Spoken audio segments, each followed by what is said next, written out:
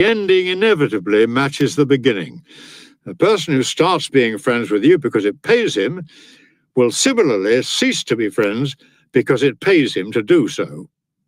If there is anything in a particular friendship that attracts a man other than the friendship itself, the attraction of some reward or other will counterbalance that of friendship. What is my object in making a friend? To have someone to be able to die for, someone I may follow into exile, someone for whose life I may put myself up as security and pay the price as well. The thing you describe is not friendship, but a business deal, looking to the likely consequences with advantage as its goal.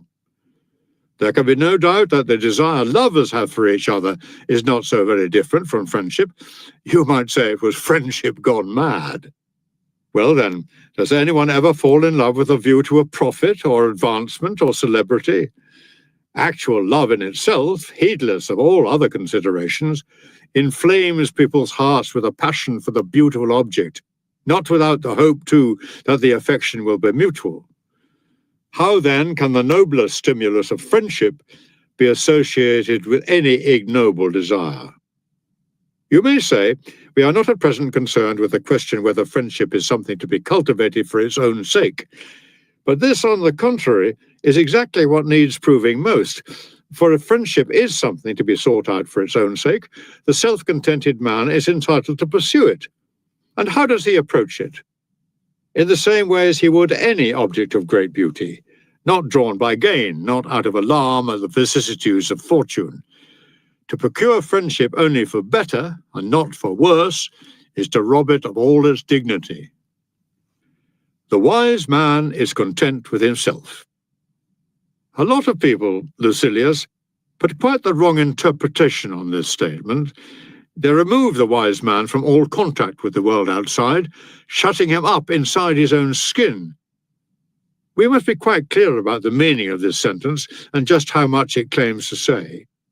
It applies to him so far as happiness in life is concerned. For this, all he needs is a rational and elevated spirit that treats fortune with disdain. For the actual business of living, he needs a great number of things. I should like to draw your attention to a similar distinction made by Chrysippus. The wise man, he said, lacked nothing, but needed a great number of things, whereas the fool, on the other hand, needs nothing, for he does not know how to use anything, but lacks everything. The wise man needs hands and eyes and a great number of things that are required for the purposes of day-to-day life, but he lacks nothing. For lacking something implies that it is a necessity, and nothing to the wise man is a necessity. Self-contented as he is then, he does need friends, and wants as many of them as possible. But not to enable him to lead a happy life. This he will have even without friends. The supreme ideal does not call for any external aids. It is homegrown, wholly self-developed. Once it starts looking outside itself for any part of itself, it is on the way to being dominated by fortune. But what sort of life, people may say, will the wise man have if he is going to be left without any friends, when he is thrown into prison, or stranded among foreigners, or detained in the course of a voyage in distant parts, or cast away on some desert shore? It will be like that of Jove, while nature takes a rest of brief duration, when the universe is dissolved, and the gods are all merged in one, finding repose in himself, absorbed in his own thoughts. Such is more or less the way of the wise man. He retires to his inner self, is his own company. So long, in fact, as he remains in a position to order his affairs according to his own judgment, he remains self-content even when he marries, even when he brings up his children.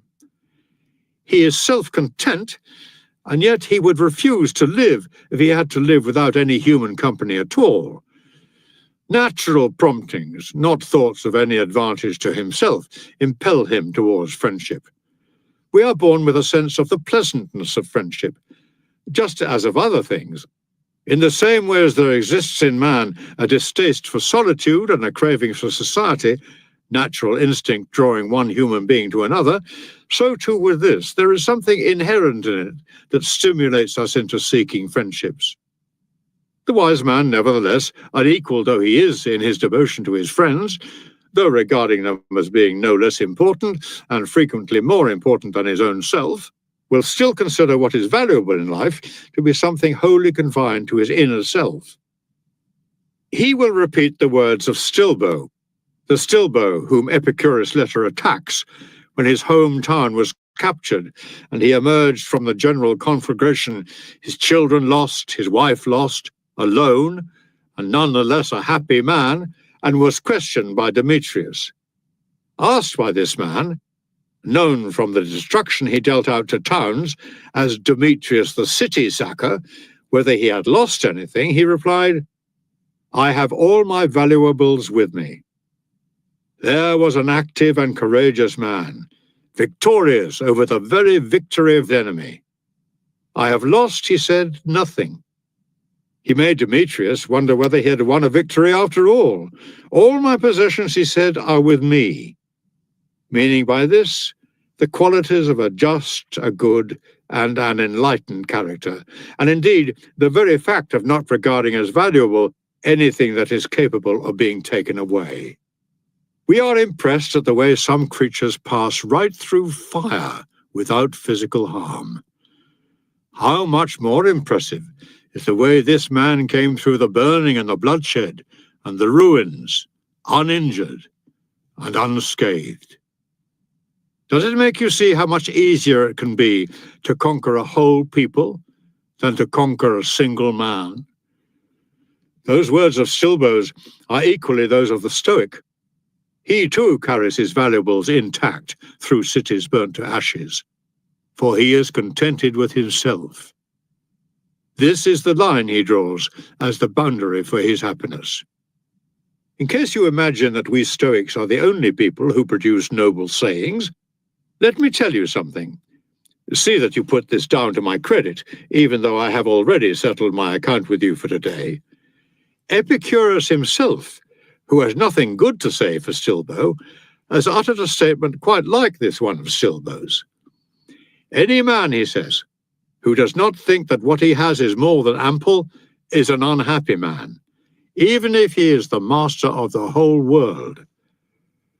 Or if you prefer to see it expressed like this, the point being that we should be ruled not by the actual words used, but by the sense of them, a man is unhappy, though he reign the world over, if he does not consider himself supremely happy.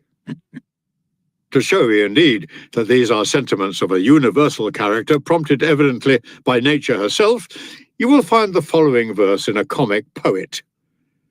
"Not happy he who thinks himself not so." What difference does it make, after all, what your position in life is, if you dislike it yourself? What about so-and-so, you may ask, who became rich in such a despicable manner, or such and such a person who gives orders to a great many people, but is at the mercy of a great many more?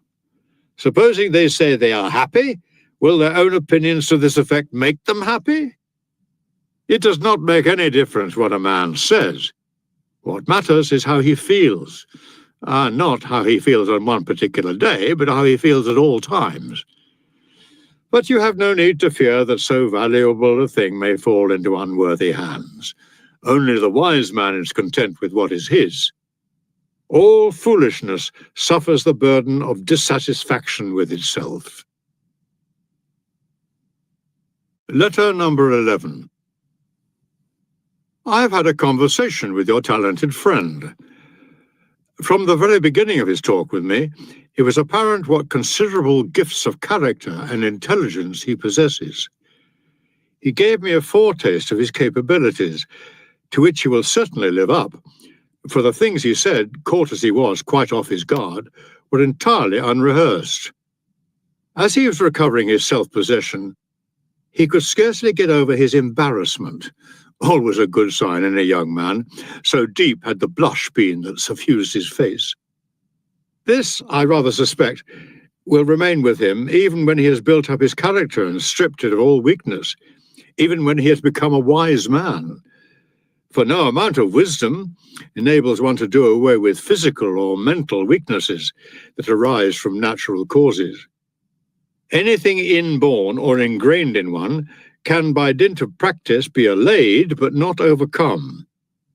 When they face a crowd of people, some men, even ones with the stoutest of hearts, break into the sort of sweat one usually sees on persons in an overheated and exhausted state. Some men experience a trembling at the knees when they're about to speak. Some a chattering of the teeth, a stuttering tongue or stammering lips.